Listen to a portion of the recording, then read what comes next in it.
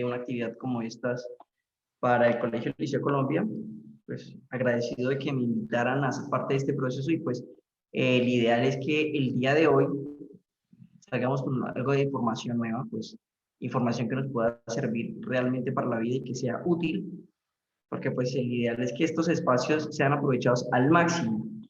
Entonces, como lo acaba de decir Juan, pues la idea es que vamos a hacer hoy un ejercicio de conocer acerca del cerebro de nuestro hijo, no solamente de nuestro hijo, sino el cerebro en general, y por qué actúa así. Conocer las etapas en el neurodesarrollo, conocer las etapas que están influyendo o que están determinando el estado actual de nuestros hijos o nuestros familiares o los pacientes, dependiendo de cómo nosotros los estemos viendo. Nada, pues les voy a hacer una breve presentación acerca de el por qué me atrevo hoy yo a hablar de esto, por qué me atrevo y ustedes dirán, bueno, ¿y este loco de dónde salió y por qué está hablando de neurodesarrollo, por qué está hablando?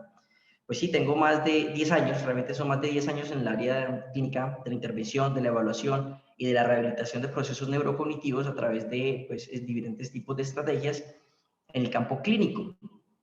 He tenido la oportunidad de hacer parte de procesos y de trabajar en instituciones prestadoras de servicio a pacientes con discapacidad cognitiva, con retrasos mentales, con alteraciones del comportamiento, con unidades mentales, problemas psiquiátricos y otros pues que a la postre pues nos van a dar algunas herramientas para poder abordar los signos y los síntomas de una mejor manera.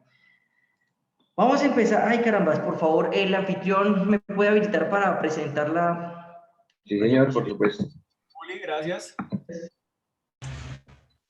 Listo. Listo. Entonces vamos a empezar a compartir acá unas diapositivas.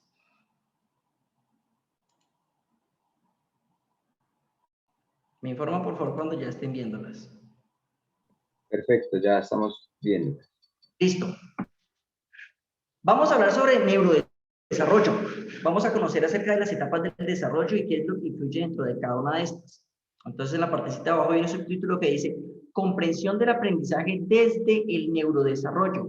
¿Qué es lo que pretendo hoy?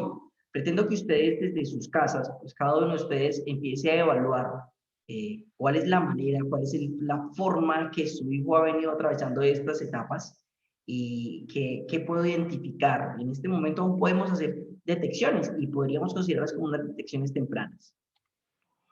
¿Cuáles van a ser los contenidos temáticos? Pues si ustedes acá ven 8 contenidos temáticos, pues no es que se vaya a desarrollar uno por uno, sino que todos están relacionados y esto termina siendo transversal a la hora de comprenderlos. Entonces vamos a hablar sobre algunas generalidades del desarrollo normal del cerebro, cuáles son las evaluaciones que nosotros podemos hacer en casa, ustedes como padres de familia, como tíos, como hermanos, como el rol que tengan, cuáles son los signos de alarma que nos tienen que pues, empezar a indicar algún tipo de deterioro, algún tipo de compromiso acerca del desarrollo sensorial, desarrollo del lenguaje, del desarrollo social y esta evaluación temprana y cuál es la influencia de los procesos de intervención psicoterapéutica o terapéuticamente hablando. Estos son los 3 contenidos del día de hoy. Vamos a hablar de neurodesarrollo, de signos de alarma y de intervención, no es más. El neurodesarrollo, voy a permitirme leer solamente este pedacito. El neurodesarrollo se da a través de un proceso dinámico, acá quiero acentuar, dinámico de interacción entre el niño y el medio que lo rodea.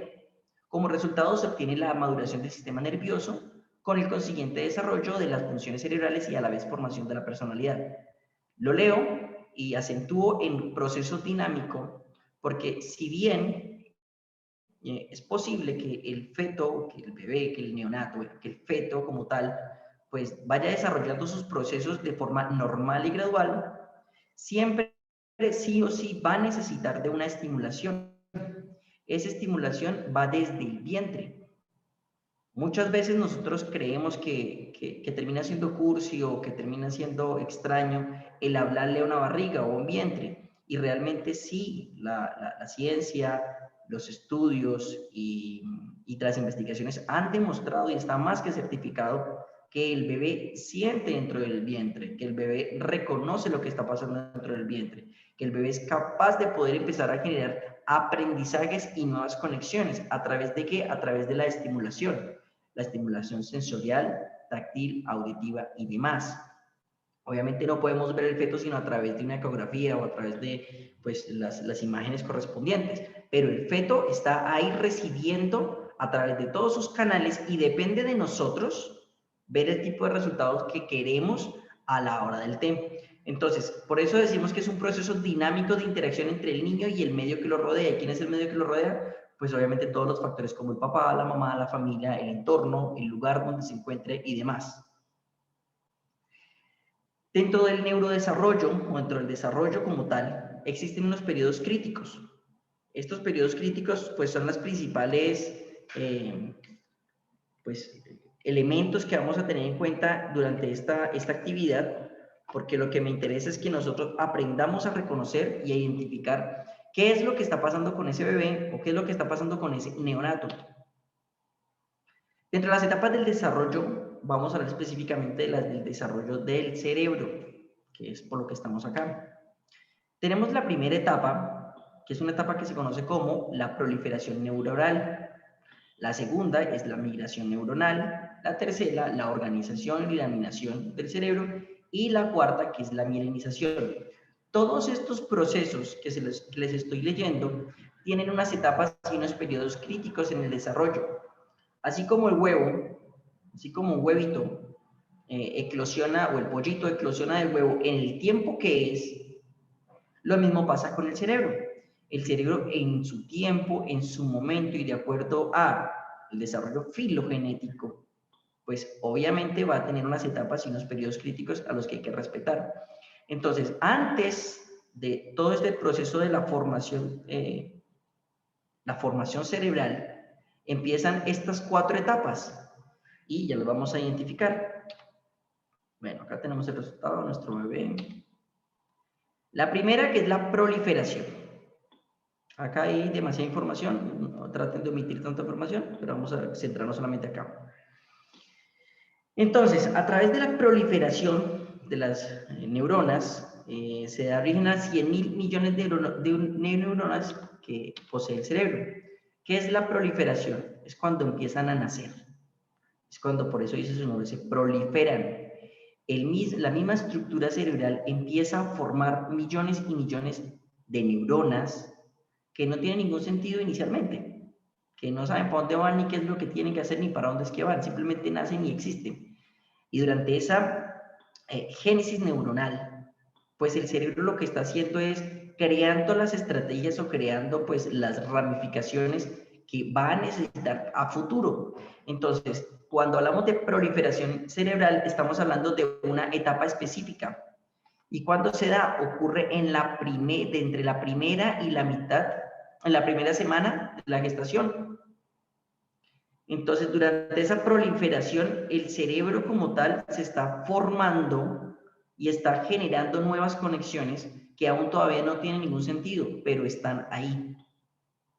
Esa es la primera etapa. En la segunda etapa hablamos de la migración. En la migración, como su nombre lo indica, pues ese es el movimiento, implica movimiento. Entonces, todas las neuronas deben desplazarse a su final en la corteza. Es decir, como nacieron, ahora cada uno coja para su rancho y para lo que usted se dedica. Entonces, tenemos neuronas motoras, neuronas sensitivas, tenemos diferentes tipos de axones, tenemos diferentes tipos de relaciones que se dan a nivel neuronal que van a dedicarse específicamente a una tarea. Por ejemplo, están las que están especializadas en la sensación de la temperatura, en la presión, el movimiento, la velocidad de procesamiento y todas las conexiones que tienen que ver con nuestro cerebro. Entonces, en la migración, es cuando esas neuronas empiezan a pasar de un lado al otro y se alojan en la estructura que realmente necesitan o para la que nacieron o para la que se diseñó como tal esa neurona. Entonces, esto ocurre en el segundo trimestre del embarazo. Entonces veamos cómo dentro de todo este proceso gestacional no es solamente que está el feto ahí, sino es el feto en un proceso de maduración que tiene que respetarse de acuerdo a su ciclo y de acuerdo a la etapa en la que se encuentra. Dentro de esta migración existe un riesgo muy alto y es que puede ser afectado por la exposición fetal a medicamentos, a químicos, a agentes patógenos, a bacterias, a lesiones por traumatismos. Es un periodo crítico que a futuro es el que nosotros vamos a estar identificando como ahí es donde vemos las secuelas. ¿Qué fue lo que pasó? Entonces, muchas veces hay muchos padres de familia que llegan y dicen, pero yo no entiendo por qué mi hijo si venía tan bien, en qué momento pues tuvo algún tipo de retraso o dificultad o alteración. Pues hay que mirar qué medicamentos estaba tomando, el entorno cómo le estaba afectando, si estaba expuesta a agentes contaminantes, expuesto a tóxicos, a órganos fosforados, a qué estaba expuesta esa persona que posiblemente pudo haber desarrollado algún tipo de alteración y que no migraran las neuronas de la forma correcta, porque el riesgo está en que la migración no se dé o que se interrumpa y que no llegue a esas áreas especializadas pues, para cumplir su trabajo. Después de las 25 semanas postconcepcionales, la reproducción de nuevas neuronas es excepcional. Ustedes pudieran ver la cantidad de nuevos nacimientos neuronales que se dan durante este periodo, y ahí es cuando el volumen y el peso del cerebro se triplica, pues llegando a formarse y teniendo una estructura pues mucho más rígida, bueno, rígida no, mucho más, bueno, más cuerpo dentro de las estructuras anatómicas cerebrales. Esa es la segunda etapa. La siguiente etapa es la organización y laminación. ¿Qué es la organización? Como ya migraron, como ya cada una cogió para donde tenía que coger, ya cada una se centra en un área específica, entonces ahí es cuando la neurona empieza a decir, ok, yo ya estoy en este lugar, ¿y para qué sirvo? ¿Qué es lo que voy a hacer? ¿Cuál va a ser mi tarea? Entonces, se estima que cada neurona puede llegar y tener entre 7.000 y 10.000 sinapsis. ¿Qué es una sinapsis? Una sinapsis es una conexión que se da entre neuronas. Es como las neuronas están pasando información de una a la otra y están haciendo nuevos procesos. En este momento, cada uno de ustedes y yo estamos haciendo un sinfín de sinapsis que nos permiten respirar, mover, estarnos sentados, tomar el lápiz, escribir, mirar el computador. Hay una cantidad de procesos que se están dando en este momento y esas son las sinapsis, son las conexiones que se dan entre neuronas, las cuales posteriormente podrán ser modeladas según la exposición a factores externos e internos y experiencias que se modifican según se conforman en la forma permanente. Cada una de las sinapsis, y acá se ve, ustedes pueden ver un cerebrito grandote, significa que ya el proceso de formación neuronal está dado, ya la estructura está. Ahora lo que viene es la especialización de esta estructura, es aprender a cómo funciona. Y ahora, ¿qué debo hacer o qué es lo que voy a hacer yo? Después de que ya el cerebro ha migrado, bueno, el cerebro no migra, las neuronas han migrado y que ya han hecho su proceso como tal, pasamos a la última fase, que es la fase de mielinización. Recordemos que son 4 momentos para que esto se dé. Entonces, en esa mielinización es cuando las neuronas pues se recubren, como su nombre lo dice, de mielina. ¿Por qué se dice mielina? Porque es como si fuera miel. Siempre ustedes han visto películas, CSI o otras películas pues un poco más coloridas, se han dado cuenta que cuando se abren los cráneos y los encéfalos, hay como unas especies de capas y meninges y demás, y hay unas telas que recubren, y eso es un líquido como baboso. Bueno, pues esa no es la mielina. La mielina está en otro proceso que hace parte que recubre y facilita como tal la conducción de la información de los niños. Es muy frecuente, acá ya no voy a hablar de los niños, sino de los adultos, es muy frecuente ver cómo hay procesos de desmielinización en adultos. Y esas desmielinizaciones pues hacen que las conexiones se pierdan y que los adultos empiezan a tener problemas de memoria, a olvidar cosas, problemas de lenguaje y muchas otras cosas que pues antes ya habían adquirido. Entonces, en las acciones de las neuronas se recubren de mielina para mejorar la velocidad de transmisión de los impulsos. Los niños, los bebés, los neonatos, tienen una capacidad de producción mielínica increíble. Todo el tiempo están generando mielina y por eso los niños son tan rápidos, son tan ágiles. A diferencia de un adulto, pues los adultos ya no tenemos tanta mielina y pues los niños tienen una mayor capacidad para poder generar nuevos aprendizajes. Entonces, ¿cómo se puede ver afectado este proceso de neurodesarrollo? Primero, puede verse severamente alterado en los primeros meses de vida como consecuencia de la falta de nutrientes. Por ejemplo, un efecto diabético, un efecto de hipotiroidismo, de tiroidismo, otros tipos de enfermedades que pueden afectar como tal el desarrollo. Este es un proceso crítico que inicia cerca del nacimiento. Si ustedes se han dado cuenta, cuando los bebés están recién nacidos, todas sus estructuras son muy blandas. Hasta las estructuras óseas son muy blandas. El cráneo es muy blando, casi que es flexible. Casi que se puede hundir ese cráneo. Pues lo mismo pasa con la mielina. Es un proceso muy delicado al que hay que tenerse la mayor cantidad de cuidado posible. Acá les voy a mostrar esta tabla. Esta tabla es un ejemplo gráfico del desarrollo de la formación de conexiones neuronales. Esta es el tipo de información que ven. Estos son las neuronas.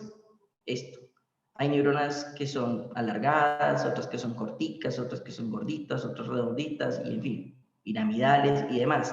Cada una de las formas de las neuronas pues tiene una área específica y un trabajo o una razón de ser. Resulta que el recién nacido, estas que ustedes ven, son las conexiones que han hecho o que hacen, que son muy poquitas. Esto es al primer mes. ¿Por qué es el primer mes? Porque ya empezó a hacer nuevos aprendizajes, desde el movimiento de su cuerpo, la respiración, el agarrar, el succionar, el girar, el tomar, el hacer. Acá ya empiezan todas las conexiones. Si ustedes observan a los bebés, los primeros que ellos hacen son movimientos desorganizados. Y estos movimientos desorganizados pues van desde mover los brazos sin ningún tipo de patrón, mover las piernas, tratar de agarrar, de succionar y de hacer todo sin un propósito como tal. Entonces, resulta que en ese proceso el niño ya estaba aprendiendo a hacer nuevas conexiones y el niño estaba aprendiendo a controlar fuerza, movimiento, empieza a ser un poco más ágil en cuanto a muchos otros procesos. Ahora, este es el mapa neuronal como tal de las conexiones de un niño de 3 meses. Si se dan cuenta, ya hay mayores conexiones. Ya las ramificaciones se han hecho un poco más extensas. Acá ustedes ven como unas ramitas de unos árboles. Hagan de cuenta que así son las neuronas. Tienen unas ramitas y entre más ramificaciones hay, significa que más conexiones hay y más sinapsis se están dando al interior de ese bebé. Este es a los 6 meses, ya tiene pues muchas más conexiones, a los 15 meses y a los 24 meses. Miren esta maraña neuronal. Ahora pensemos a nuestra edad, ¿cómo será nuestra maraña neuronal? Una cosa sorprendente. Listo. Entonces, acá vamos a hablar de los signos de alarma. Acá es donde entramos a ser alarmistas y acá es donde entramos a preocuparnos por todo o casi todo. Entonces, dentro de los primeros signos de alarma que podemos identificar, primero está el caminar, las disfunciones visuales, discapacidad auditiva, difusión sensorial, difusión del lenguaje y difusión social. Vamos a entender cada una de estas. Esos se conocen como hitos del desarrollo. Los hitos del desarrollo están dados porque es un margen en el que se supone todos debemos estar ahí, o todos deberíamos estar ahí. Es por eso que resulta importante hacer la evaluación del desarrollo del niño, llevar la tabla del desarrollo. Entonces, mirar si el niño está atrasado en el desarrollo, está adelantado en su desarrollo o va bien con relación a su proceso de edad y demás. Entonces, los primeros signos que uno empieza a identificar, y es lo que primero yo pregunto cuando recibo un paciente, es ¿a qué edad sostuvo la cabeza? Entonces, no es lo mismo decir, no, el niño parecía un pisco. No, no es que pareciera un pisco, es que a qué edad sostuvo realmente el cuello y que ya tenía tonicidad y ya tonificaba como tal y podía hacer movimientos controlados, no que descolgarle la cabecita porque sí. Eso ya es un signo. Y uno dice, ¿en serio? Pero sí, eso ya es un signo, ya nos empieza a arrojar información. Dentro de las siguientes preguntas que hacemos en el desarrollo está, ¿a qué edad se giró sobre su propio cuerpo? Porque hay un hito del desarrollo en el que dice a ciertos meses ya el niño debe ser capaz de girarse sobre su propio cuerpo. ¿A qué edad el niño se sentó? ¿A qué edad el niño gateó? ¿A qué edad el niño caminó o dio los primeros pasos? ¿A qué edad saltó? Y ahí es cuando muchos papás dicen como, no, doctor, no me acuerdo a qué hora saltó. Bueno, pues no es que el niño se vaya a alterar si no saben ustedes qué hora saltó. Pero ahora que ustedes están conociendo esta información, se van a dar cuenta que eso es la forma de uno evaluar de cómo está mi hijo o cómo está el hijo de un conocido o como sea. Entonces, son hitos en el desarrollo que deben tener unos tiempos de maduración Listo. Ok. Entonces, vamos acá con el primero. Demoras en el proceso, ¿qué es lo que tenemos que evaluar? Primero, el desarrollo motor. Acá pusimos como caminar. En la sedestación, que son los signos más claros y lo que usualmente uno busca, entonces entre la sedestación está entre los 4 y los 7 meses. Ahora, que se sentó antes, ¿eso es un problema? Bueno, pues no es que sea un problema, pero ya eso me está indicando algo. No podría decir que ya es un problema, pero algo me está indicando en su proceso de desarrollo. Entre los 4 y los 7 meses nosotros podemos esperar. Esto es oscilatorio, podríamos poner un rango entre un mes menos o un mes más. ¿Cómo que le están Niños dando? que vienen con la chispa adelantada o otros niños que pues se demoran un poquito más, pero lo normal y el hito está entre 4 y 7 meses. Entonces, en este momento, el niño debe ser capaz de mantenerse sentado durante unos minutos. No es que medianamente se sentó y se fue de lado y se cayó. No, eso no cuenta. Se sentó y tiene que quedarse ahí sentado por unos minuticos. El siguiente hito que nosotros vamos a evaluar, que ustedes van a evaluar, es el gateo. Acá es muy importante que tengan en cuenta que muchas personas dicen, mi hijo no gateó. Eso arrancó a correr y se ponen muy felices porque el niño nació, porque el niño arrancó a correr en vez de gatear. Yo no me pondría tan feliz, porque eso también me está indicando algo. Me está indicando que hay una alteración en el proceso del desarrollo del niño. Y eso a futuro va a generar unas secuelas y va a tener unas consecuencias, bien sean cognitivas, bien sean físicas o demás. Psicológicamente está también comprobado que las personas que no llevan los procesos de la forma correcta tienden a tener problemas emocionales, comportamentales y demás. Entonces, acá estamos hablando de algún tipo de disfuncionalidad o de alteración en los procesos de maduración que requieren, obviamente, cuando pasan ese tipo de cosas y me dicen la mamá, cuando están chiquitos todavía, me dicen, no, es que el niño no quiso gatear, entonces yo lo tengo ya caminando. No, señora, me lo pone a gatear. ¿Por qué será? ¿Por capricho del neuropsicólogo? No, es porque el cerebro debe desarrollar los procesos, porque él debe tener esas neuronas que deben especializarse y que deben saber hacer ese proceso. Un agarre de movimiento motor grueso, como es caminar en 4, también está desarrollando procesos a nivel neurocognitivo y está generando, pues, efectos positivos en ese cerebro. Entonces, no nos pongamos tan felices cuando decimos, es que mi niño no gateó y de un arrancó a correr. No está tan bien, no está tan chévere la cosa por ahí. La marcha con apoyo. ¿Cuándo es normal la marcha con apoyo? A los 12, entre los 12 y 13 meses. Hay niños que, bueno, hay papás que llegan al consultorio y me dicen, no, pero el mío caminó a los 9 meses. Y están contentos. Pues yo le digo, pues no, porque a los 9 yo pretendo que el niño esté gateando, no que esté corriendo. Porque muy seguramente cuando aprenda la marcha, va a tener alteraciones. Por ejemplo, puede llegar incluso a tener inmadurez física y eso le puede generar mal posicionamiento en las piernas. Es lo que conocemos como el niño gareto o cascorbo. Entonces, ¿por qué? Porque viene en posición en varo o en valgo. Las piernitas, las rodillitas como tal, van a sufrir una lesión porque su estructura ósea no está preparada para hacerlo. Entonces, tengamos en cuenta eso. Que el niño mío se demoró hasta los 19 meses, ahí hay un problema. ¿Cuándo me preocupo yo como especialista? Cuando a los 18 meses el niño todavía no ha generado marcha. Ahí llego, acá hay un problema y necesito intervención para allá, no hay que esperar. En cuanto a la estructura ósea, ¿qué es lo que yo pretendo? Pues obviamente cada cuerpo, cada estructura es diferente. Hay niños que son muy grandes, otros que son más chiquiticos. Eso dependiendo del papá y dependiendo de la mamá. Pero usualmente esta relación hay una aproximación que debe ser el tamaño aproximado, debe ser de 35 centímetros. Muy grande ya, ya muy cabezón, ya sería una macrocefalia. Ahora que si es que el niño tiene una cabeza grandota, 40 centímetros, pero el cuerpo también es igual y es correlacional al tamaño de la cabeza, pues no pasa nada. Diferente es cuando crece demasiado la cabeza y su cuerpo es muy pequeño, o su cuerpo es grande y su cabeza es muy pequeñita. Ahí también hay que tomarlo como un signo de alerta y de alarma para empezar a darnos cuenta que a futuro vamos a tener algún tipo de trastorno neurocognitivo o alguna alteración en el desarrollo. En el peso y la talla, acá varían, pero vamos a hablar acerca de las aproximaciones. ¿Cuándo yo espero? Pues el niño yo espero que esté entre 46 y 53 centímetros de talla. Eso es un tamaño promedio. Más chiquitico, pues ya tiene sus complicaciones, y más grande, pues ya también tiene sus complicaciones.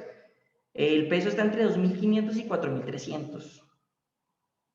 La niña es un poquitico, una micra y chiquitica, más pequeñita, pero no es muy significativo, es 45.5 y entre 53.6 y pesa entre 2.400 y 4.200. Cuando hablamos del desarrollo normal, acá ya les ponía a ustedes la tabla y les decía que íbamos a hablar acerca de... Estos son los hitos del desarrollo. Entonces, a los 3 meses ya el niño debe tener un control cefálico a nivel de motor grueso, y a nivel de motor fino ya debe coger objetos en línea media. Es decir, ¿qué es línea media? Agarrar esto al frente de mi cara. No acá ni acá, es agarrar acá al frente de mi cara. Ya tiene que ser capaz de hacer esos movimientos finos. A los 6 meses ya pretendemos que el niño se mantenga sentado. Y ya eso a nivel de motor fino, pretendemos que el niño sea capaz o haya ya especializado su cerebrito y sus neuronas para poder agarrar de una mano a la otra. Entonces, ustedes dirán que son cosas muy sencillas, y sí, realmente son muy sencillas, pero son predictores de que hay un desarrollo normal y de que hay un desarrollo adecuado a los procesos que yo estaría esperando. A los 9 meses, ¿yo qué espero? Pues que el niño se siente por sí solo y gatee. Ya a esta etapa el niño debe estar gateando, o debe iniciar sus procesos de gateo. ¿Y qué debe hacer a nivel motor fino? Pues debe hacer una pinza gruesa o inmadura. ¿Y cuál es la pinza? El agarrado del lápiz. Obviamente, cuando los niños agarren el lápiz, pues no lo agarran bien. Eso se conocen como pinzas inmaduras, pero por lo menos tiene que ser capaz de hacer este movimiento, de agarrar y hacer un trazo. Eso ya es lo que espero de un niño. A los 12 meses yo ya espero que el niño esté caminando, dando sus primeros pasos, no importa que se caiga, pero ya debe estar dando sus primeros pasos. Y debe hacer una pinza fina o madura. Pues no espero que ya tenga una grafomotricidad desarrollada, pero sí, por lo menos espero que esté tratando de hacer estos movimientos, ya por lo menos las debe hacer, o debe tener la capacidad para hacerlos. A los 18 meses debe subir escaleras. No, pero es que yo no tengo escaleras en mi casa, entonces nunca pude medirlo. Bueno, pues no es que no, todo el tiempo no estuvo en la casa. Pudo lo llevar al andén de la casa enseguida, o al andén de algo, subir andenes. Eso se conoce como subir escaleras. Entonces, ¿cuál es el ejercicio? El ejercicio es que el niño haga este movimiento, que levante un pie alternándolo con el otro. ¿Qué debe hacer? Torres de 2 o 3 cubos. A esta edad, a los 18 meses, ya debe ser capaz de por lo menos poner un elemento encima de otros. A los 24 ya debe bajar las escaleras y correr. Pues no va a correr bajando las escaleras, sino bajar las escaleras, y debe ser capaz de correr o hacer una marcha mucho más ágil. Entre los 24 y el 36, saltar en 2 pies.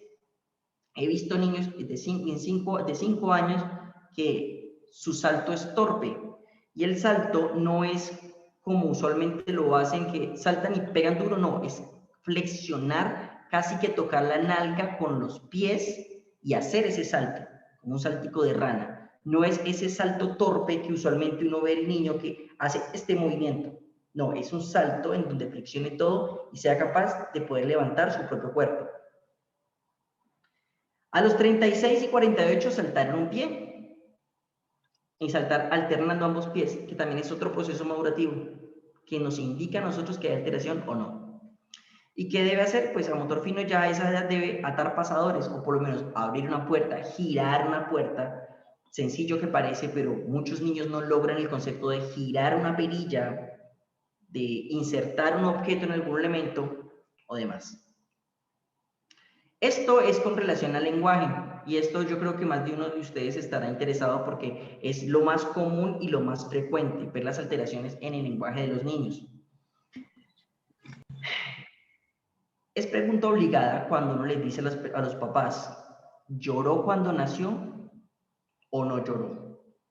Porque eso es natural y es innato, ya tiene que llorar. Porque tiene que ver incluso no solamente con la maduración cerebral, sino con la madurez de muchas de sus estructuras del cuerpo, por ejemplo, los pulmones. A los 3 meses debe tener gutureo o gorjeo, por ejemplo, decir ga, ga, ga, ga, ga, ga, ga, ga, el movimiento de ga, ga, ga, ga, ga, que es lo primero que el bebé empieza a desarrollar. O bum, bum, bum, bum, bum, bum, bum, bum, bum, bum.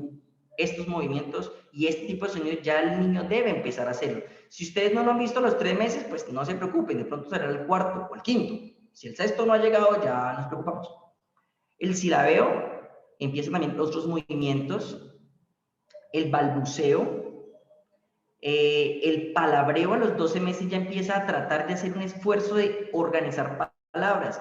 ¿Por qué es hasta los 12 meses? ¿Por capricho? No. Es porque todo ese tiempo se ha demorado el cerebro en especializar esas neuronas entre codificar la información que viene de afuera y procesarla para darle un sentido. El hablar no es solamente emitir un sonido. El hablar implica entender qué es lo que está pasando y son muchos procesos, porque son procesos visuales y procesos auditivos. Entonces, el ciego puede hacer estos procesos, pues claro, porque el problema es de visión, no de audición. Pero el sordo va a poder generar esos aprendizajes, pues muy seguramente no. Ahora, pero no era, pero es que el sordo de la esquina o el que yo conozco, él lee los labios. Bueno, porque hizo otro proceso de aprendizaje que fue netamente visual. Pero el niño está madurando su cerebro y está especializando sus neuronas para que haya un proceso auditivo y visual. Se asocian. Entonces, por eso a los 12 meses ya se supone que el niño debe estar desarrollando unos procesos de aprendizaje mínimos o básicos, como por ejemplo decir mamá o papá. Es lo mínimo que yo espero, mamá o papá. Aunque a los 9 meses ya empieza a decir mamá, mamá, papá. Y usualmente las primeras palabras que se dan son de golpe, pa, ma, porque son de impacto y es mucho más fácil para el niño. El niño no va a empezar con una palabra elaborada ni ceseando, porque pues la S es un proceso que es mucho más complejo, o la R. A los 18 meses ya pretendemos que el niño intente hablar de corrido, así no lo entendamos, pero si el niño ya está uniendo palabras, así hable como corriendo, no importa, está bien. Si no lo está haciendo, esperemos 1 o 2 meses más, si no, nos preocupamos. A los 24 meses ya el niño tiene que hacer palabras o construir oraciones. Bueno, hacer un fraseo, pero ya uno pretende que a los 2 años los niños ya están organizando oraciones o compuestas. Y a los 30 meses sí que es cierto que ya el niño tiene que estar hablando. Si el niño no lo logra todavía, pues empezamos a mirar qué es lo que está pasando, porque ya se supone que tiene que haber un proceso de maduración que lo ha llevado a que ya esté estructurando un lenguaje y que tenga un repertorio fonológico y semántico. Acá viene uno muy importante y que sé que también les va a interesar, el desarrollo cronológico social normal. Entonces, el recién nacido, mira, sí o sí. Ahora, no, es que este niño nació con los ojos cerrados. Bueno, sí, pero cuando abre los ojos y cuando ya empieza a establecer el contacto con la madre o con el padre, sí o sí va a hacer un rastreo visual o busca hacer un rastreo visual. No se preocupen si el primer mes o el segundo mes el niño no les hace seguimiento. Puede que se muere un poquito porque está especializando sus procesos, pero de que hace un seguimiento, sí hace un seguimiento, porque le está decodificando toda esa información que viene de afuera para poder procesarla y entender el por qué y el para qué. A los 3 meses ya empezamos a ver sonrisas, pero ojo, me encanta esta parte porque yo me río. Bueno, no es que me ría, me parece muy curioso cuando los papás están muy contentos y dicen, mire, es que yo le hablo y él se ríe y todo el tiempo está riendo conmigo y me escuchan. Digo, sí, se está riendo, sí, está bien, se está riendo, pero no es del chiste, no es por usted, no es por nada. Es un proceso que se llama neuronas en espejo y usualmente la mamá o el papá siempre le están sonriendo al bebé y el niño lo que hace son procesos de acomodación y de asimilación. Si ustedes le hacen todo el tiempo mala cara al niño, el bebé todo el tiempo va a hacer mala cara. Si ustedes le ríen, pues obviamente el niño también se va a reír porque está haciendo un proceso de asimilación y es en un proceso de aprendizaje en espejo. Las neuronas de espejo están reflejando lo mismo que él está viendo. A los 6 meses, bueno, ya a los 6 meses ríe. A los 6 meses ya ríe. Es diferente una sonrisa a una risa. Ya pretendemos que el niño ya empiece a pues, tener por lo menos una asemejo, una carcajada. A los 9 meses el niño empieza a hacer procesos de imitación, de cara, de rostro y demás, y de gestos, empieza a imitar y es capaz. No es que él solito empiece a imitar, no, ya es capaz cuando ustedes le dicen, haga esta cara, haga carita de abuelito, haga carita de niño, haga carita de perrito, haga carita de gatico, haga qué. Entonces el niño ya tiene la capacidad dentro de su repertorio para poder entender de qué me están hablando y especializar esos movimientos faciales. A los 12 meses el niño ya es capaz de señalar porque hay una intención comunicativa. Va muy de la mano con esto que les decía yo a ustedes, del palabreo. Entonces, acá, cuando el niño no ha desarrollado el lenguaje, sí o sí ha de tener una intención comunicativa. No todos los niños la tienen, no todos los niños hacen ese tipo de pointing o señalamientos. Esos pointing están relacionados con la interacción y es muy claro ver el tipo de interacción que tiene la mamá y los niños cuando hay niños que son casi que mutistas y que ni se expresan ni se mueven y donde lo sientan y se quedan. Eso es un niño que ha recibido muy poca estimulación. Otros niños que se han recibido mucha estimulación o la adecuada estimulación, pues son capaces de generar esos pointing y esas intenciones comunicativas, que es lo que realmente estamos buscando en los menores de edad. Acá. A los 15 meses, el niño ya debe voltearse. Ahora, no estoy hablando de girarse sobre su propio cuerpo, sino puede tener la capacidad de voltear a mirar lo que le interesa. No es voltearse a girarse ni hacer un movimiento de cuerpo, no. Es que si el papá o la mamá le habla, ya el niño es capaz de buscar dónde está la fuente del sonido, dónde está la fuente de interés. A los 18 meses ya es capaz de mostrarle algo a las personas, porque sigue existiendo una intención comunicativa o de participación social. No piensen que esto es muy sin sentido. Véanle el sentido realmente al proceso de neurodesarrollo en esto. Puede ser muy básico y ustedes dirán, para lo que me está hablando, para lo que me están contando, pero esto predice muchos de los posibles trastornos que pueda llegar a presentar o de alteraciones que pueda tener en el neurodesarrollo del niño. Hay muchas mamás que consultan y dicen, es que yo veo que los otros niños juegan entre ellos y el mío no juega. Es que el mío nunca me muestra un juguete. Recuerdo una señora que venía casi todos los días. Doctor, es que mi hijo no muestra los juguetes. Ok, bueno, sí, esperemos un poquito. No, es que el niño, yo lo llamo y yo pienso que es sordo. Señora, mándele a hacer un examen. Le mandó a hacer el examen, no era sordo. Es que, ¿será que es ciego? Le hizo todos los exámenes sabidos y por haber, y obviamente pues el proceso era un proceso de neurodesarrollo que iba más allá que simplemente el que no me pone atención. Estamos hablando de un trastorno, pues, que requería atención.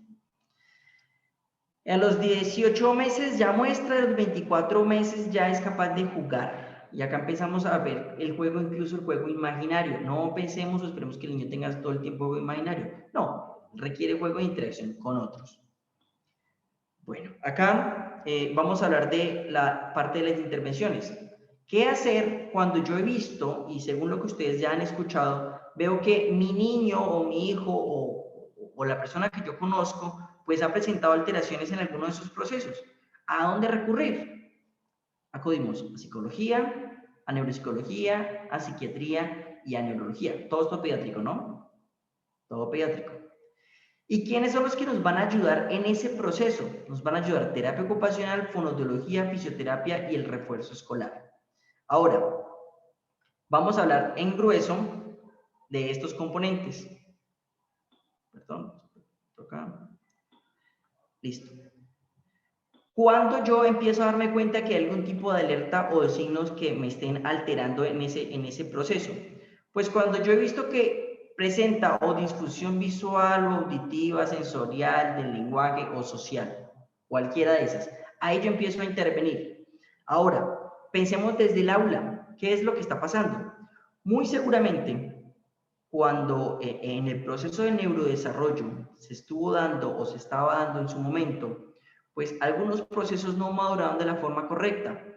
Eso pues no tiene que ser como el motivo de ponernos a llorar, sino por el contrario, de identificar cuál es la falencia, en dónde está la dificultad que está presentando mi hijo, si es que tiene dificultades. Por ejemplo, a nivel sensorial, ¿cuáles serían las dificultades a nivel sensorial? Ahí se incluye el olfato, el gusto, el tacto y pues, obviamente los 5 sentidos. Resulta que existen disfunciones sensoriales como por ejemplo el no reconocimiento o no la discriminación al tacto, las alteraciones a la temperatura. Es muy común y es frecuente ver en trastornos del espectro autista o autismo como tal estos trastornos desintegrativos sensoriales en donde pues el niño, por ejemplo, recuerdo mucho un caso de un niño que cada vez que tocaba el agua, eso era el acabose total, ¿Por qué? Porque tenía un trastorno de la sensación y un trastorno sensorial que le afectaba como tal y eso lo interpretaba como un dolor o lo interpretaba como una alteración como tal de todo su sistema. Y suena raro, pero así es y es cierto. Al igual que no todos los niños procesan auditivamente de la misma manera. Algunos niños procesan el sonido como un ruido. Algunos otros suena muy raro, pero procesan las palabras de forma cortada, como si fuera intermitente. En su cerebro llega como si estuviera fragmentado todo lo que le estoy diciendo. De esa manera lo pueden escuchar. Y uno diría, ¿es en serio puede pasar esto? Y sí, realmente eso pasa cuando hay alteraciones en el proceso del neurodesarrollo que afectan específicamente el componente sensorial. Ahora, por ejemplo, ¿qué hacemos cuando yo tengo un niño que tiene problemas de tartamudez? ¿Será que eso le va a afectar en su proceso social y demás? Pues sí, realmente acá todo esto termina afectando de una u otra manera desde el desarrollo, no solo desde el neurodesarrollo, sino del desarrollo personal, social y académico. ¿Por qué? Porque eso va a tener unas secuelas y unas consecuencias a futuro que va a generar la necesidad de la intervención psicoterapéutica. ¿Qué pasa si mi hijo no interactúa bien en el colegio y tiene comportamientos disruptivos? Entendamos por disruptivo que le pega a los compañeritos, no tolera a la profesora, no tolera a los compañeritos, no tolera a la mamá, no, es grosero, es patán. ¿Será que hay un trastorno? Puede que sí, puede que lo haya si es un tema orgánico y desde siempre lo hemos notado, pues posiblemente estemos hablando de un trastorno disfuncional social que requiere pues obviamente de la intervención especializada. Ahora, que si es que los papás son muy permisivos y han generado pues que el niño tenga ese tipo de conductas, eso ya es otro tema. Pero si yo digo, pero es que este chino desde pequeñito, desde muy pequeñito, ha sido un grosero, es que mordía el tetero y lo botaba y es que no aguanta ni la teta porque la mordía y eso era terrible. Pues acá ya estamos hablando de un tipo de trastorno, porque no es normal y no es esperado poder yo encontrar ese tipo de disfunciones en la interacción social, cuando pues es un proceso que va paso a paso.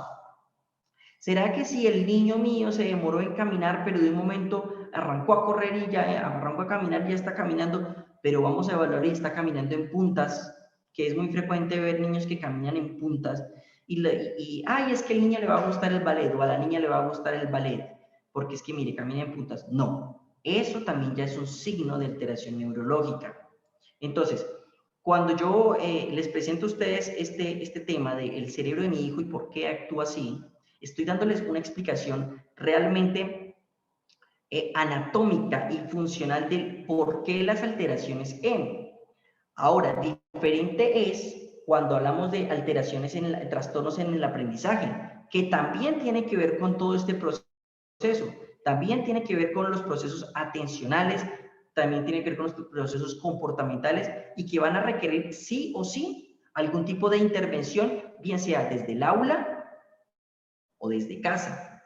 Y la interacción entre aula y casa debe ser tan constante que logre la modificación. No es que esté el mal hecho y ya no haya nada que hacer. Sí, sí se pueden hacer. Por eso les hablaba a ustedes de este proceso que se llama mielinización. Y en esa mielinización es cuando hablamos incluso de la flexibilidad y hablamos de la especialización de las estructuras. Entonces, en esa mielinización, nosotros vamos a encontrar la plasticidad neuronal. Ahora, la plasticidad significa que si una estructura no está funcionando, otra entra a cumplir su función. Pero para eso necesitamos, obviamente, de una intervención especializada y necesitamos de hacer un ejercicio terapéutico fuerte que nos ayude a que se compensen esos déficits que puede tener el niño y poderlo suprimir por otros, si es el caso de que exista algún tipo de lesión. Si es un tema de inmadurez por falta de estimulación, pues obviamente la estimulación va a ser necesaria sí o sí. Hay un diagnóstico que usualmente se emite con mayor frecuencia y es trastorno global en el desarrollo o trastorno generalizado en el desarrollo. Es un diagnóstico que pues habla de todo y habla de nada. Es decir, no es concluyente a la hora de decir un trastorno en qué. Cuando decimos global es que en todo presenta un retraso, en todo presenta un rezago. Ahora, que haya tenido un trastorno global en el desarrollo implica un retardo mental, pues entra en tema de discusión, porque es el tema de ¿Qué tanto la estimulación cognitiva puede ayudar a ese cerebro que al inicio pues no estuvo trabajando como tan rápido como tenía que ser y en qué puede beneficiarse? Ahora, que vaya a ser 100 de 100, pues, bueno, vayamos a ver. Pero obviamente la estimulación va a ser necesaria en esos procesos y por eso es que tenemos que aprovechar este proceso, el proceso de la mielinización y la especialización.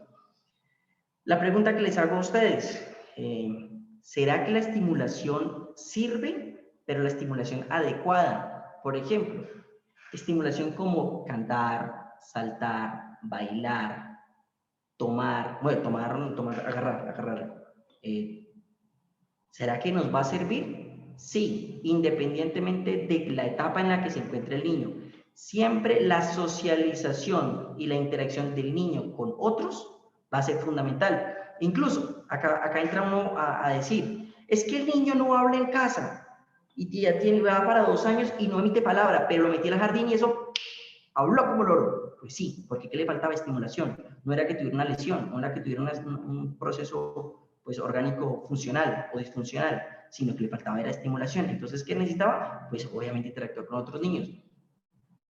Entiendo que el tema de la pandemia pues ha sido bastante fuerte y es un tema que casi no se ha tratado, que no se ha tocado, y es cómo está afectando todo esto de la pandemia, de la virtualidad y el aislamiento a nuestros hijos. Pues mucho, realmente sí los está afectando y mucho, y las secuelas los vamos a ver en un futuro, en unos años. Ahorita no podemos decir en qué le afectó, no, que no le afectó, pero sí los vamos a ver en unos años porque estamos retrasando la socialización del niño, estamos retrasando la interacción del niño, el desarrollo motor, las conexiones, el diálogo, el lenguaje, el resolver problemas, el flexibilizar, el interactuar, mejor dicho, estamos haciendo una cantidad de cosas que obviamente pues solamente se dan dentro de la interacción con pares. Ahora, que no, porque es que el psicólogo dijo que no, que el niño se me retrasó. Ahora no generalicemos. Estamos hablando de que este tipo de cosas pues sí o sí, como el aislamiento, va a generar unas secuelas. Ya estamos viendo las secuelas en los adultos mayores. Las depresiones en adulto mayor se han disparado muchísimo, no solamente en adulto mayor, en personas. He tenido, gracias al Señor, un número importante de pacientes que son niños y que están presentando, pues no digo que trastornos de ansiedad, pero sí están presentando brotes de ansiedad, alteraciones en el comportamiento.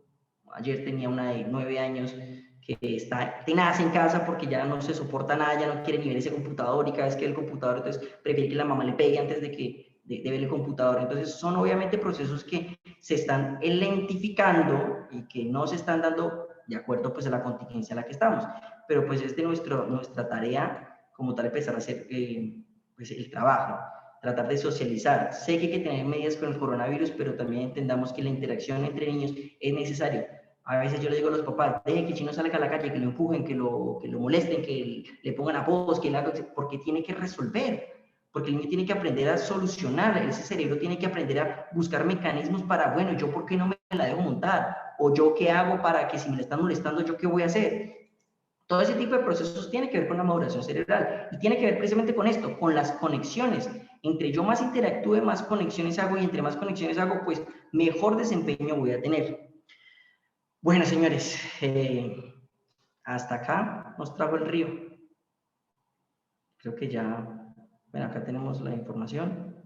Creo que ya he hecho suficiente. Esto ha sido como una herramienta más que tienen ustedes y que el colegio les brinda para que pues tengan en cuenta a la hora de orientarse y a la hora de pues hacer una evaluación desde casa. Preguntas que tengan, aprovechemos este espacio para resolver preguntas o dudas. Bueno, ¿algún papá tiene alguna pregunta? O sí, algo? buenas noches. ¿Sí me escucha? Sí, señora, perfectamente. Vale, gracias. Bueno, yo tengo varias preguntas que me surgieron a lo largo de la charla. La primera es preguntarle qué tan buena es la estimulación temprana en los bebés, porque justamente en la charla anterior, la psicóloga que nos hablaba nos decía que de alguna forma la estimulación temprana que surgió en Estados Unidos, luego una investigación que se hizo con los niños que tenían como cierto inconveniente cognitivo, y que después se vendió como estimulación temprana y estimulación adecuada, está de alguna manera generando inconvenientes con los niños en la actualidad. La segunda pregunta es qué tan conveniente es que los niños tengan celular a esta edad. Mi hijo tiene 10 años y pues digo a esta edad porque creo que los más grandes son los de 10, 11 años en el colegio.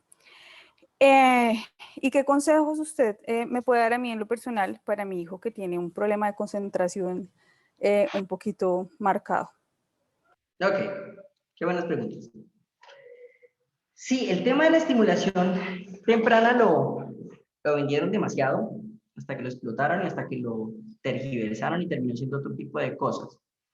¿Qué es una estimulación temprana? Una estimulación temprana es cualquier interacción que tú tengas con el feto. Punto. Y esa interacción debe ser, pues, obviamente hablándole, tocándolo, poniéndole colores, poniéndole, obviamente, luces, poniéndole sonidos y demás. Desde el vientre, el niño ya está haciendo conexiones. Es frecuente ver cómo los papás dicen o las mamás dicen, es increíble, tan pronto nació el niño ya estaba buscando el papá.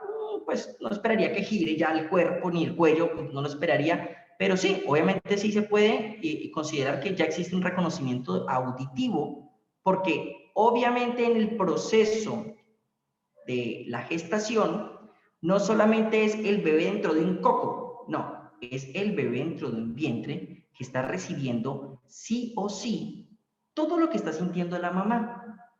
Entonces, el estado emocional de las madres influye muchísimo en el desarrollo del niño. No es lo mismo un niño que se formó en el vientre de una señora que estaba llorando todos los días y que lloró desde el día 1 hasta el último día, porque pues obviamente ¿qué pudo estar recibiendo el niño? Pues altas cargas de neurotransmisores que le estaban generando tristeza. Entonces, es posible, incluso podríamos hablar de depresión. Un niño con una carga elevada o con una posibilidad de generar depresión. Ahora, ¿será que la estimulación, sí existe la estimulación temprana? Claro, la estimulación temprana existe desde que tú tengas un afecto, que tengas el tacto con el vientre, que tengas esa química del cuerpo, esa química del organismo, que como les digo, no es que el niño esté dentro de un coco, es el niño sintiendo a través de la madre. Y si la madre siente que el papá está feliz, que los tíos están felices, que todo el mundo le soba la barriguita, que la gente le pone una lamparita, que le pone luces, que le ponen sonido, que le ponen una cosa, claro, ya ese cerebro está también procesando información desde adentro. Ahora, que vendieron ese como un tema comercial del efecto Mozart, claro, y eso se vendió muchísimo. Entonces también está el efecto champete, el efecto vallenato, y está el efecto, todos los efectos que ustedes quieran. Pero no es solamente la música porque es que el niño no está procesando la canción y está diciendo, qué delicia de canción. No, es el niño procesando sensaciones, es el niño procesando sonidos, es el niño especializando esas neuronas que están ahí, que ya están generando un proceso de aprendizaje, ya se están especializando. Esa fue la primera pregunta. Entonces, sí existe la estimulación. Y ahora, no solamente es la estimulación durante la gestación, es también qué pasa después de que nace.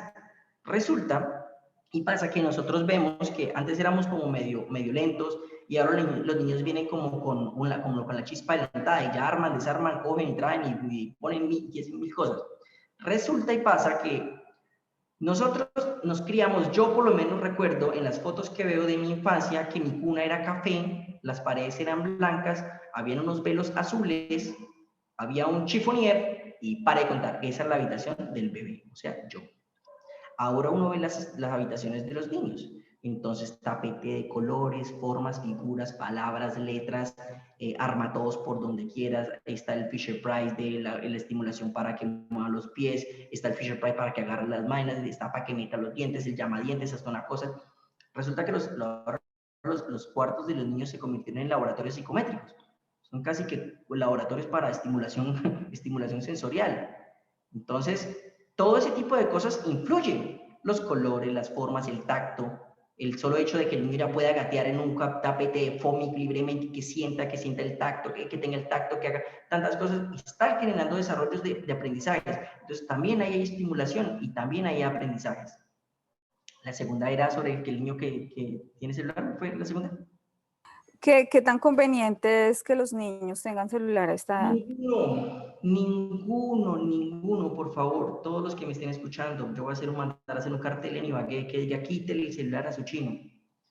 El niño no debe tener celular.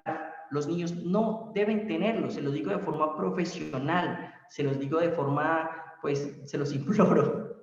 Quítenle el celular al chino. ¿Por qué se lo tienen que quitar? No es que eso sea el diablo, no. El celular no genera ningún tipo de aprendizaje en el niño. Si ustedes se dieron cuenta, hay unas etapas, hay unos procesos que el niño debe estar desarrollando en su momento. Los niños están empezando a presentar atrofias en el neurodesarrollo debido a que la comunicación se está volviendo pobre, la intención comunicativa se está perdiendo, el desarrollo motriz se está perdiendo, la grafomotricidad se está lentificando, los niveles atencionales se están perdiendo. Ahora, no, ese neuropsicólogo está muy loco. Dice que mi niño tiene problemas de atención cuando él puede durar 2 horas, 3 horas, un día pegado en la consola y eso no hay quien le quita la atención. No, eso no es atención, eso es estimulación constante. Y el niño se está autoestimulando con un tema que no le va a generar ningún tipo de aprendizaje. Ahora, que utilizar Play o utilizar consolas está mal, no está mal, porque genera otro proceso en el cerebro, un proceso de desarrollo ojo-mano, y eso es necesario, es vital, es importante a la actualidad. Pero el niño que tiene un celular no está generando ningún tipo de aprendizaje.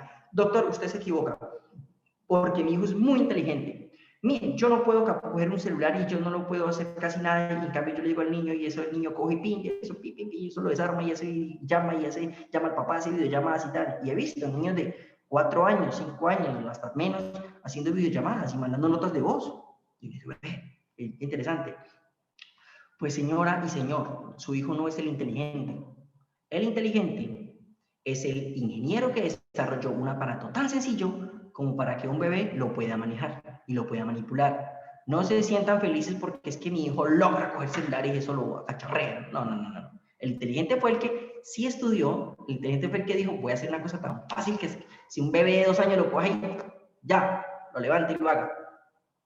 Ahora, ¿cuál es la diferencia? Pues obviamente pues que el niño pues está en proceso de exploración y explorando es que uno aprende, ya uno no. Ya uno cuando está adulto empieza a tener temores y empieza a tener miedo porque, ay, ¿qué tal que lo meta por acá? Entonces ya uno sabe la consecuencia que si lo bloqueo me tengo que ir a pagar 40.000 pesos para que me lo bloqueen. El niño no le importa si lo bloqueo o no lo bloqueo, le bloqueo. Si no lo bloqueo ya no pasa nada. Pero uno ya hace conciencia y dice, no, el computador yo no puedo meter, no le meto acá la mano porque donde lo mete acá le lleno de virus. ¿El niño qué le importa el virus?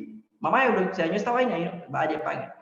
Entonces ahí está la diferencia entre lo que pasa con los niños y lo que pasa con nosotros. Entonces, no, el niño no necesita un celular. Ustedes cuando le dan un celular a un niño le están permitiendo que enlentezca sus procesos de socialización, enlentezca sus procesos de comunicación, dificulte los procesos de socialización con los demás. Y no solamente eso, el niño que está en posición sedentaria, porque se convierte en una posición sedentaria, estoy sentado todo el día, estoy acostado todo el día, estoy haciendo absolutamente nada, no está haciendo actividad física, está generando enfermedades, está corriendo riesgo de empezar a desarrollar diabetes, está corriendo riesgo de presentar problemas coronarios, está aprendiendo una cantidad de cosas que obviamente se van a atrasar. Ahora, ¿cuándo nos vamos a dar cuenta? Ya nos estamos dando cuenta. Partamos del hecho de que soy feliz hablando de la generación de cristal. Estamos generando generaciones de cristal. Son chinos que van a ser, perdón por lo que voy a decir, pero son chinos que van a ser inútiles. Me preocupo porque al futuro, cuando yo tenga unos 60, 70 años, ¿quién me va a atender? ¿Cuál es el médico que jugaba a Minecraft que me vaya a atender?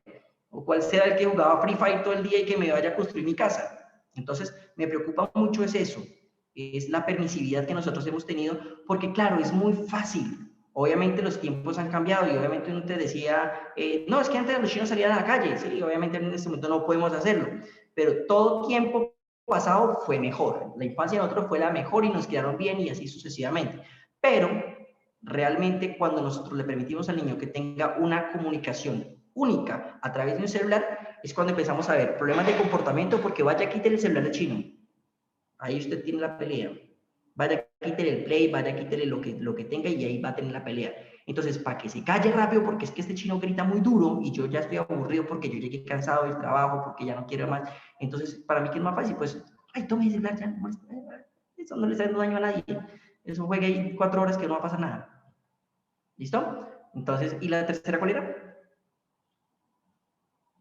Tercera era, pues, ¿qué me recomiendas para mejorar la atención de mi hijo?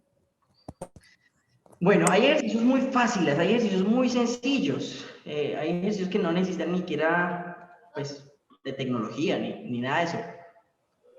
Compre el periódico.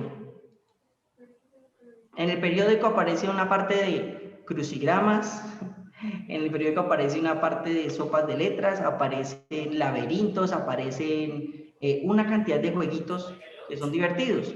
Ahora, usted me dice, no, pero es que este chino no hace un crucigrama ni porque ni es que ni lo entiende. ¿Cómo lo va a mandar a hacer un crucigrama? Listo, no haga el crucigrama. Puede ser un momento entre los dos, de interacción familiar y puede ser chévere. Ahora, ¿cuáles son los ejercicios que usualmente me gusta hacer con los niños? Cancelación de letras o cancelación de formas. Entonces, coges el periódico y le dices, vas a tacharme todas las letras A que veas ahí.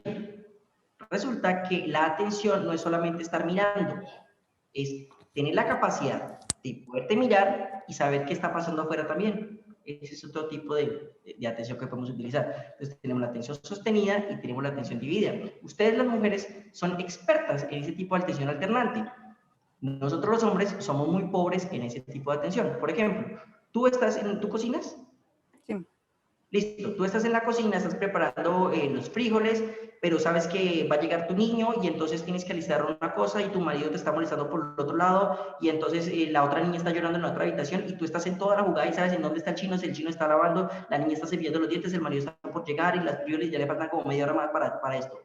Tú tienes tu atención en todo, esa es la atención dividida o alternante. La atención sostenida es cuando yo tengo la capacidad para poderme mantener en una sola tarea sin cansarme. Entonces, la pregunta es, ¿cuál tipo de atención quieres o pretendes mejorar en el niño? ¿La de que se siente y solamente vea los cuadernos? ¿O de que se vea los cuadernos, pero sea capaz también que tiene que ir a la tienda a hacer el mandado o a sacar el perro porque ya se va a hacer popó? ¿Cuál de todos? Entonces, si vas a hacer la dividida o la alternante, entonces puedes hacer ejercicios como, por ejemplo, cancélame las A acá, pones un texto y le dices, cancélame las A o la S o la letra que así se te ocurra, cancélame la I y a la par vas dividiéndome en un tarro, coges frijoles y lentejas y vas dividiéndome de frijoles de un lado y lentejas del otro, pero vuelves a otra actividad. Entonces haces ese tipo de alternancia. Suena un poco loco y medio extraño, pero funciona. Esos son algunos de los ejercicios. ¿Listo? Por favor, las personas que están escribiendo en el chat, pregunten porque es que no lo leo. Buenas tardes, ¿cuáles son las actividades para desaburrir a los niños cuando padres ahora con lo de la virtualidad? Bueno, ¿qué actividades son buenas para desaburrir a los niños? Ay, pues es que dependiendo del chino, porque hay chinos que se aburren con nadie, otros que no se aburren. Hay chinos que juegan solitos, otros que aburren en un centro comercial. Pues eso depende de los intereses de cada uno de los niños. Depende de lo que el niño quiera, depende de lo que esté buscando, depende de las actividades que les guste. Tratemos de evitar siempre, ojo con esto que les voy a decir, tratemos de evitar a los niños tiempo en pantalla. Los tiempos en pantalla deben ser mínimos y pantalla incluye televisión, computador, celular, iPad, tablet, todo lo que sea de pantalla. ¿Qué es lo que necesitamos nosotros? Socializar. Nuestro cerebro, ¿cómo aprende? Socializando, interactuando. Juegos de mesa, adivinanzas, como les decía, sopas de letras, todo ese tipo de cosas pues van a servir. Les voy a contar una historia. Resulta y pasa que cuando yo voy a los restaurantes, yo odio ir a un restaurante donde la carta sea más de 30 platos. Ahí yo ya me paro y me voy. Yo no puedo. Me ponen demasiadas opciones y digo, yo no sé qué hacer. En serio. Yo prefiero cuando me ponen solamente 4 o 5 platos y digo, acá fue. Porque elijo entre los 5, pero es cuando tengo tantas opciones me desespero. Lo mismo pasa con los niños. Entonces, si usted les dan tantas opciones a los niños, pues obviamente los niños se van a desesperar. O vaya para allí, o vaya para allá, o haga una cosa, o haga otra cosa. Ténganle 3, 4 o 5 actividades, si a mucho. Que usted sepa que esa actividad obviamente le está generando un aprendizaje y obviamente le está generando una entretención. Pero cuando ustedes van al restaurante donde tienen 40 platos, ustedes no saben ni qué hacer y se aburren. Y terminan pensando que el plato que eligieron era el peor. Entonces, ya no quiero eso, entonces me paso por otro, entonces me paso por otro y no termina haciendo absolutamente nada. ¿Qué otras preguntas hay? Al micrófono, por favor. Hay otra pregunta ahí que dice, ¿cómo socializar en esta época de confinamiento? De Emily Moreno García. Bueno, ya está claro que hay muchos de las cosas que nos habían dicho al inicio de la pandemia, pues que no son útiles. Entre esos los videos de Duque no son tan útiles para combatir la pandemia. Pero, obviamente, si tenemos unas buenas prácticas de higiene, unas prácticas de aseo, hacerle entender al niño del porqué, el sentido real del porqué del autocuidado, creo que una buena forma es permitir que los niños visiten a otros niños, que interactúen con otros niños. Si no interactúan, créeles que sea en ese momento, pues si lo vamos a utilizar, utilicemos la pantalla, pero entonces para que hagan videollamadas o reuniones grupales con los compañeritos, porque pues hay papás, en este grupo pues tienen que haber papás que son muy extremos con los cuidados, obviamente pues cada uno tiene derecho a cuidarse como quiera, pero si ustedes son de los que consideran que no, yo no hago que el niño se interactúe con otro, pues entonces hagan videollamadas grupales donde se conformen como, pues no sé, reuniones, meeting entre los niños, y eso es importante para ellos. Ellos solitos juegan, y ustedes comuniquen al chino, por ejemplo, los que tienen la oportunidad de ver a los niños en el recreo virtual, ustedes ven que ellos hablan de todo, y juegan y muestran cosas, y yo tengo esto, y yo hice esto, y mi mamá, y entonces que la licuadora, que ellos se entretienen solitos, pero lo importante es que les permitan la comunicación entre pares, la socialización entre pares. ¿Listo? ¿Otra pregunta? Bueno, ¿les gustó la actividad? ¿Perdimos el tiempo? Qué pena, yo tengo una pregunta. Lo que pasa es que mi hija tiene 5 años, pero ella desde que nació ha tenido una, digamos que es como una condición, y es que cuando se emociona o cuando está contenta, hace algo que es como contener la respiración y mover muy rápido las manos. Durante un tiempo se lo he tratado de canalizar, se lo he tratado de hecho contención, he tratado de canalizar esas emociones, pero siento que ahora en esta época de pandemia, además de que el papá se lo trasladaron para el Putumayo, esa condición se le ha ido agudizando y he tratado y la siento como que es más fuerte y más persistente. A veces siento al punto de que ya no viene a ser tanto como una condición psicológica, sino que ya es como algo que cuando no puede como de cierta manera expresar de una manera adecuada la emoción, sino que me empieza a bloquear la respiración y a agitar las manos muy fuerte siempre. Sí, pues no sé si el sea el medio adecuado para decírtelo, pero ponle cuidado. Eso es un signo neurológico. ¿Por qué? Porque eso es una conducta de aleteo. Sí. Y esa conducta de aleteo usualmente va asociada a diagnósticos como, por ejemplo, Asperger o trastornos de neurodesarrollo. Entonces, obviamente no estoy diciendo ya que tu niña tiene Asperger, no, por eso te digo, ponle cuidado, que inicie la evaluación inmediatamente para poder identificar realmente a qué se debe esa conducta de aleteo. La conducta de aleteo no es normal, no es normalizante ni es esperar que los niños tengan la conducta de aleteo. Por eso te digo, es propia de los trastornos del neurodesarrollo. Entonces, hay que entrar a revisar. Bueno, ¿alguien más? Sí, entonces tengo otra pregunta. Por ejemplo, digamos, si un niño no, usted hablaba de las condiciones como tal, de la mielina y de las conexiones que pueden desarrollar las neuronas, ¿cierto?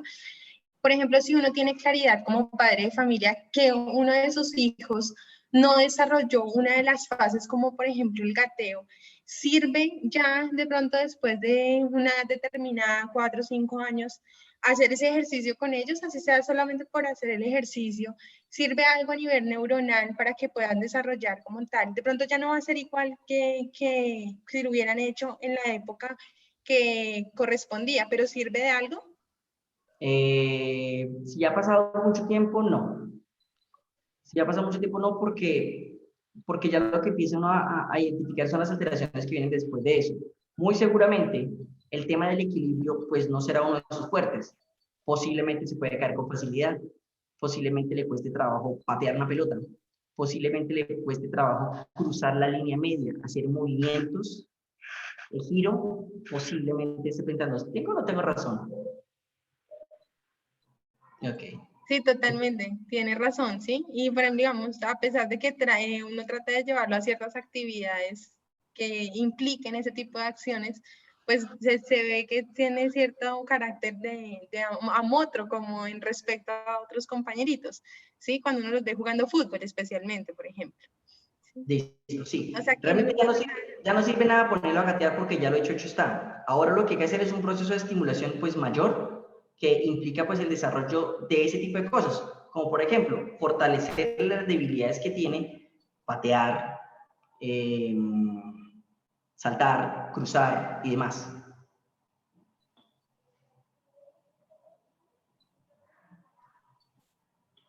¿Alguien más? Yo sí te quiero hacer una consulta. Buenas noches. Sí. te la hice de pronto en el chat, pero no te diste cuenta. Bueno, mi hija de pronto es un poquito emocional, entonces a veces cuando está de mal genio, pues se bloquea y pues tiende como a ser un poco, o sea, es lo que ella quiera, o sea, está de mal genio y es lo que ella quiere. En ocasiones pues hablé con el psicólogo, no me acuerdo cómo se llama, pero él ahorita te dijo que pues estaban en el chat porque tuve ciertas, pues por los comportamientos de ella, pues también estaba pidiendo como reclamación el tiempo con sus padres. Entonces, pues él me dio ciertas pautas, sí las implementé, es más, la ingresé a patinaje para sacarla un poquito de la casa y oxigenarla y sí ha servido mucho, pero siento que todavía le hace falta como controlar sus emociones. Igual pues yo creo que también influye en mí, pero a veces no sé cómo hacerlo, porque pues obviamente como que también me da mal genio que se ponga de mal genio y me pongo de mal genio, se pone de mal genio y bueno, se forma un caos. Ok, listo. En sí el tema es que es temperamental. ¿Desde siempre o desde hace poco? Pues podría decir que hace un año y medio, pues ¿Y cu- también, cuántos años pues tiene la también le niña? comentaba, dime, ¿Y cuántos años tiene la niña? 4. 4 años. Ya empezamos a ver carácter. Ya empezamos a ver los primeros brotes de carácter, pero pues son conductas que son modificables, no necesariamente son trastornos del neurodesarrollo, son conductas aprendidas. Obviamente si tú caes en el juego de quién grita más, pues obviamente ella también va a gritar un poquito más y tú te vas a desesperar porque tú cumples, pues veo que tienes uniforme, veo que cumples horas de servicio, horas de labor y vas a llegar cansada a la casa. La niña está relajada, está todo el día en stand-by, está en modo avión. Entonces ella está lista para pelear para cuando quieras. Entonces, si quieres, me escribes acá por interno y te doy algunas recomendaciones. Listo, ¿Listo? vale, muchas gracias. Desarrollo de crianza. Vale, perfecto, muchas gracias. Listo. ¿Alguien más? ¿Cómo estás? Yo tengo mi hijo, sí, yo, buenas noches. No sé si me Hola. escuchas. Hola. Sí. Yo tengo inquietud contrario al caso que una mamita hace un momento que el bebé no ha gateado, ni gateó durante todo el tiempo, él todo, pues con sus primeras etapas siempre tuvo un desarrollo muy, como el médico nos decía, pues que lo hacía de forma pronta, que él siempre todo era un poquito como más adelantado a la parte motriz cuando era bebé, pero él, a pesar de haber gateado, de haber desarrollado todas las etapas, él tiene 5 años, se le dificulta la parte de equilibrio y se bloquea cuando va a hacer alguna actividad y como que no la logra de primera, él se bloquea, él mismo dice no puedo y mejor dicho, ¿cómo puedo tratar de mejorarle esa parte? Él es un niño súper inteligente, es un niño que aprende muy rápido, tiene una capacidad pues en su memoria muy buena, pero la parte de motricidad se le dificulta y ha sido más o menos, pues como en la edad escolar, lo que te digo, cuando era bebecito, él gateó, todo su desarrollo fue súper bueno. No sé cómo podría mejorarle porque es que además le da mal genio cuando no lo logra. Bueno, pues muy bien que la imagen. Y ojalá se ponga bravo.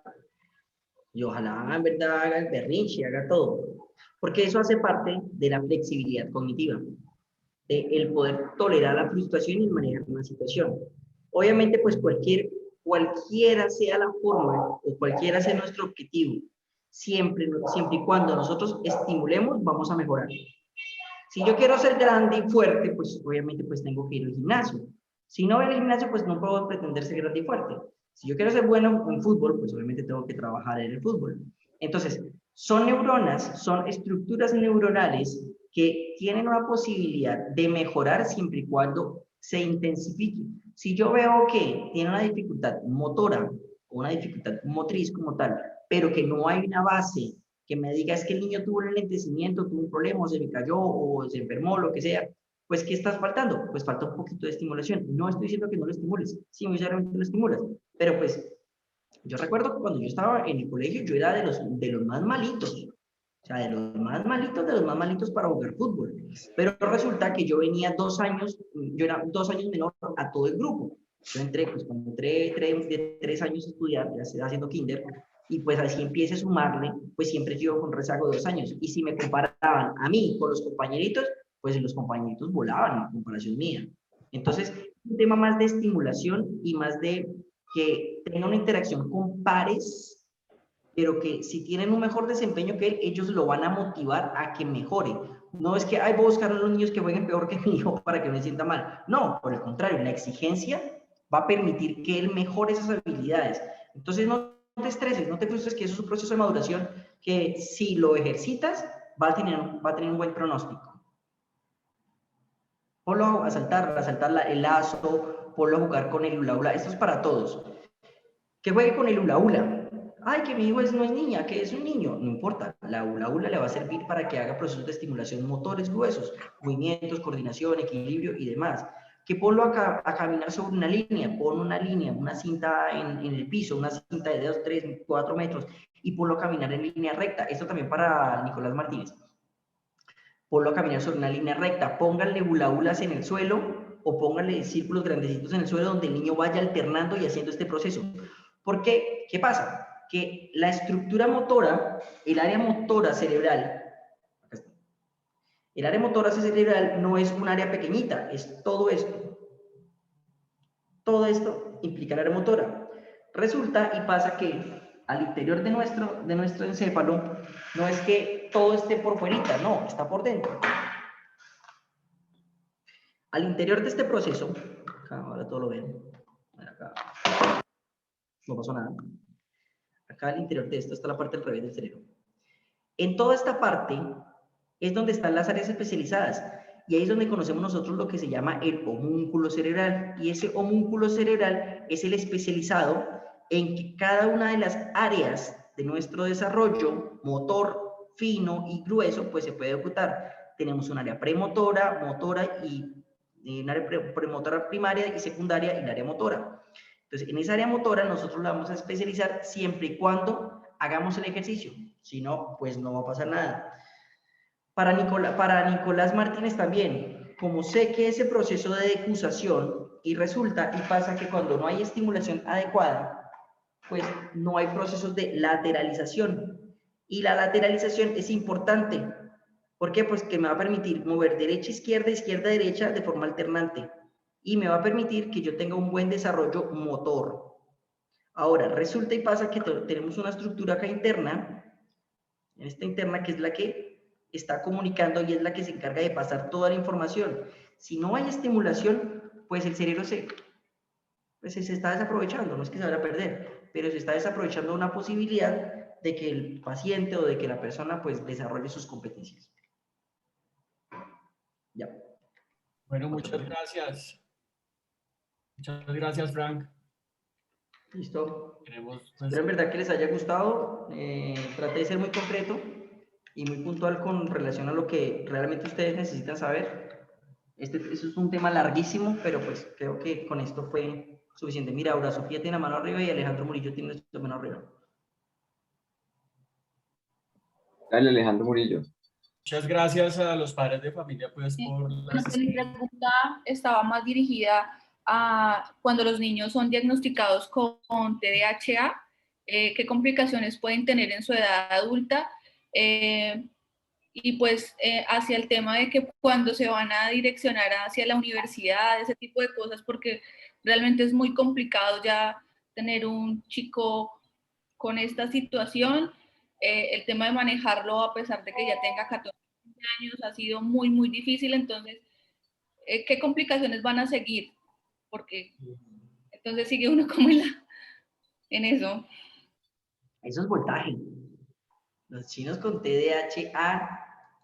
Bueno, para los que no saben qué es TDAH, resulta y pasa que es uno de los trastornos que con mayor frecuencia encontramos en los niños. TDAH significa trastorno por déficit de atención e hiperactividad. TDAH, hiperactividad y atención, solo que está en inglés.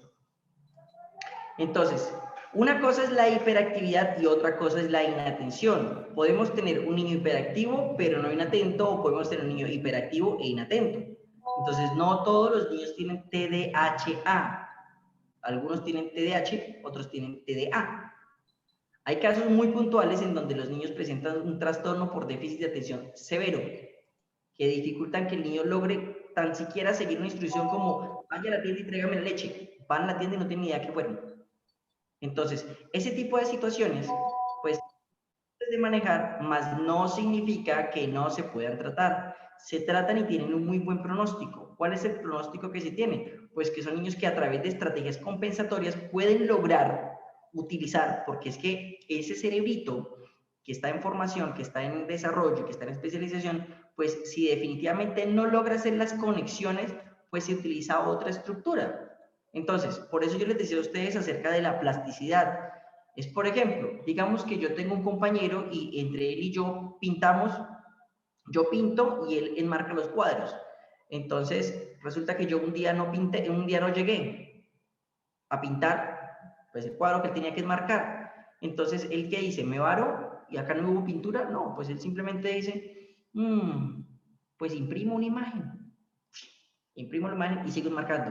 Entonces, ¿va a quedar igual? Pues no va a quedar igual, pero cumple con lo que se esperaba. Entonces, las personas cuando llegan a cierta edad, cuando llegan a su madurez mental y cuando tienen déficit de atención, pues son los chicos y son las chicas que tienen problemas para conservar un trabajo, que tienen problemas para conservar hasta el novio o conservar a la novia, tienen problemas para socializar, son los niños que posiblemente empiecen a tener conductas disruptivas, es el niño que se volvió gamín, es el niño que se volvió tirapiedras, es el niño que empezó a consumir, porque obviamente se dio cuenta que a nivel escolar pues no dio la talla, no funcionó, no pude, yo con ese tema no pude, entonces más bien yo como que me retiro y no estudio. Ahí es cuando empezamos a ver la deserción escolar y empezamos a ver que los niños pues abandonan el colegio porque no es que no tengan la capacidad de aprender, sí aprenden, pero no tienen los mismos procesos de aprendizaje, su atención no es la misma y les cuesta mucho trabajo pues lograr a un proceso de aprendizaje como tal. Son los que usualmente en la universidad duran 6, 7, 8, 9 años tratando de estudiar. Y dice, hola, ¿y este qué? ¿No piensa salir o qué? Y entonces tienen bajo rendimiento, entonces tienen conductas disociales, tienen conductas problemáticas. Ahora, ¿será que una persona con inatención o con problemas de atención puede terminar una carrera? Claro, la termina. ¿Que vayan a hacer una lumbrera? No. Ahora, diferente es cuando entran a la práctica, porque posiblemente en la práctica brillan y vuelan, porque no tienen que prestar atención, sino simplemente ejecutar. Entonces, le costó mucho trabajo aprender cómo se manejaba una máquina plana, porque no prestaba atención, pero cuando la aprendió, vuela ese muchacho. No tiene nada que ver uno con lo otro. No es incapacitante ni es que la persona no tenga futuro. No, sí tiene futuro, solo que hay que buscar las estrategias necesarias para que esa persona pues logre llegar a esos procesos. Si tiene hiperactividad, lo mejor, acá es donde muchos me van a sacrificar y van a decir, oh, pero ¿cómo así? Que el medicamento. Bueno, una cosa es que el chino joda y otra cosa es que el chino joda mucho. Y cuando jode mucho es cuando decimos, esto es una hiperactividad, porque es que no se queda quieto ni por nunca. Es como si tuviera un motor prendido y es que salta, corre, coge, empuja, tira y dice una cosa y está en la ventana y después se tapa la otra y botó por la cabeza. Y entonces son los niños que usualmente mantienen lesionados, fracturados, con cicatrices por todo lado y dice, ¿y este chino por qué está tan rayado? ¿Qué le pasó? Pues claro, pues como nunca queda quieto, está tropezando, cayendo de la escalera, está tirando del chifonel, se está tirando de la mesa, está molestando a los otros, está siendo agresivo, hacen mil cosas. Ahora, ahí es cuando yo digo, a veces, en algunos casos, es necesario consultar al especialista en psiquiatría que nos ayude a modular ese comportamiento. No, yo no creo en eso el medicamento porque yo no lo vuelve tonto. El medicamento no vuelve tonto a nadie. Son las dosis inadecuadas o las dosis incorrectas las que afectan. Cuando hay una dosis correcta, el proceso ayuda. El proceso es beneficioso. Ahora, no todas las personas con hiperactividad necesitan medicamento. Eso depende. Hay niveles. Hay niveles bajos, medios y altos. Si está en bajo, pues como para qué o qué. Medio, pues tolerable. Alto, pues ya ayúdese. Porque si no, la persona misma va a sufrir. El mismo niño, el mismo paciente sufre. Sufre porque es un desespero en donde no se puede ni quedar sentado, ni parado, ni acostado, ni nada. Y todo el tiempo está ahí y es increíble. Entonces tienden a tener incluso trastornos del comportamiento, de la emoción y demás, porque simplemente no logran poder encontrar una estabilidad. ¿Otra pregunta? Muchas gracias al doctor Frank, muy amable, por todo este espacio que ha tenido con nosotros, con el Liceo Colombia, todos los papitos. Veo que hay muchas inquietudes, era pues lo que queríamos que se generaran. Los invitamos desde el Liceo Colombia a que se comuniquen directamente a los papitos que tienen varias inquietudes, porque sé que son muchas, Doc. Entonces los invito a que se comuniquen con él, con Neuropsicología Ibagué. Muchas gracias nuevamente a todos los padres de familia por acudir a este espacio. Y pues, Doc, gracias a ti por regalarnos tu tiempo, tu conocimiento. Muy amable. Y eso fue todo por hoy, Doc. Muchas gracias. Vale, sí, profe, muchas gracias también. Gracias, Frank. Bueno, queremos invitarlos el 19 de abril. Tenemos a Jesús Hernán Ruiz con psicología clínica infantil y estaremos hablando un poco de ansiedad y depresión infantil. Entonces estaremos también con Escuela para Padres. Y bueno, muchas gracias desde parte de la Oficina de Orientación Escolar. Si los que tengan preguntas o algo, pues ahí los papás tienen mi teléfono y pues yo también le daré la información al doctor, ¿vale? Muchas gracias a todos y nos vemos el 19 de abril, ¿vale? Muchas gracias. A ustedes muchísimas gracias. Muchas gracias. Muchísimas gracias y Muchas feliz gracias día por para todo. todos. Muchas gracias. Muchas gracias, Dios los bendiga. Muchas gracias, Dios los bendiga. Gracias, hasta luego. Feliz noche Hasta para luego. todos. Muchas gracias por la invitación. Feliz noche. Muchas gracias. Feliz día. Frank. Feliz Buenas noches. Gracias, feliz noche para todos. Que Dios me los bendiga. Muchas gracias. Hola, hola. Gracias a todos, gracias de parte de la Oficina de Orientación, muchas gracias.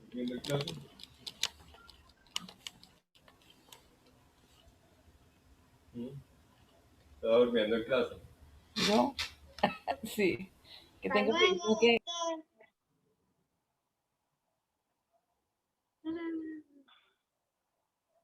Listo, bueno, muchas gracias para todos. Hasta luego, que tengan muy buena noche. Chao, Doc, chao, Juancho. Voy a acabar con la reunión. Qué pena con ustedes. Hasta luego, que estén muy bien. Chao, doctor. Chao, que estés bien. Ay, chao, Manuel. No te había visto. Ay, Manuel, que estés bien. Chao. Chao, que descanses, Dios te bendiga.